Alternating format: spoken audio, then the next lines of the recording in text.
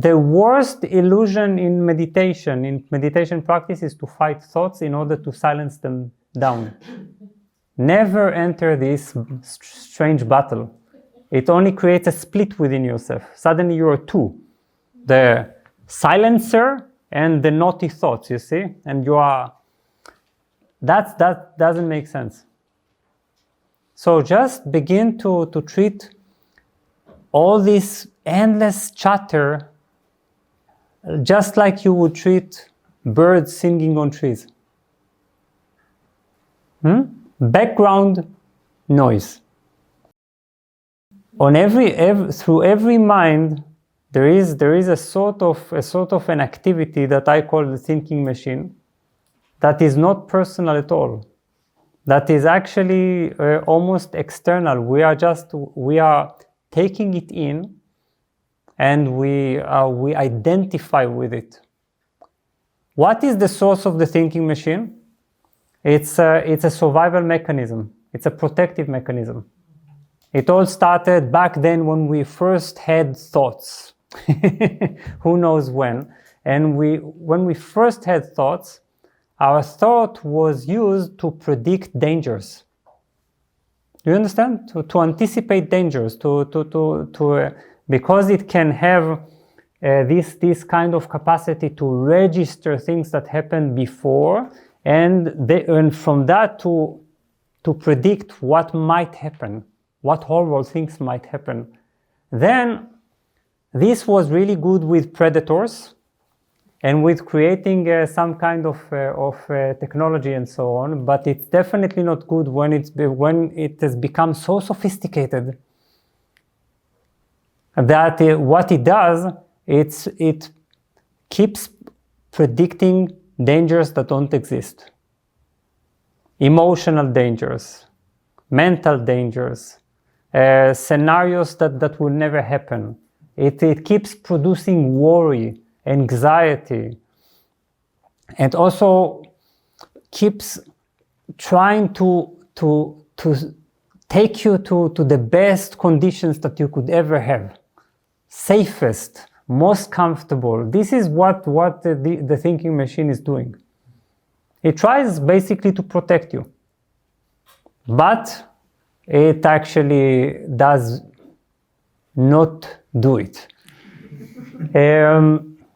What it does is that it got out of hand. It is now just an endless stream of thought that beneath it there is a sense of problem consciousness. And this is why we can never be, we are always in time, you see, because we are always in movement to fix something. So when you sit for meditation, try as much as possible to externalize this stream. Yeah, it is not happening even in your head. It is an illusion. When you are beginning to notice where it actually happens, it happens somewhere. It's like vibrations. It's like it comes from the outside, like a collective energy field. You don't have to internalize it. You have the power to not give it attention. This is the law of attention. What you choose to give attention to becomes powerful. What you do not give attention to is completely powerless. That's why I said yesterday, create in meditation an absolute relationship with thought, which means that none of it is interesting or meaningful. If you want, you'll have all day long to treat your thoughts with exaggerated seriousness. But in meditation, you just don't have to. When you're doing that, you, on the one hand, you're not making any thought meaningful, therefore not powerful, but you're also not fighting any thought. the worst illusion in meditation practice is to fight thoughts in order to silence them down. Never enter this strange battle. It only creates a split within yourself. Suddenly you are two. The silencer and the naughty thoughts, you see? And you are... That doesn't make sense.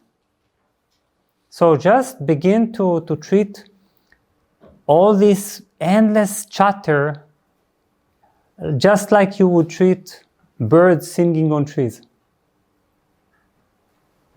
Background noise. That's it. If you feel tremendously attracted to watching one of the movies of the thinking machine, watch it by all means, then come back to remind yourself that this system is actually, it doesn't have real content. It's not profound. It's not true. So adopt a mode of non-reaction. Simply don't react to thoughts. And when you don't react to thoughts, you leave the world behind fully, because the world exists in our thoughts. It actually exists only in our thoughts, to be honest. At least the world as we think we know it.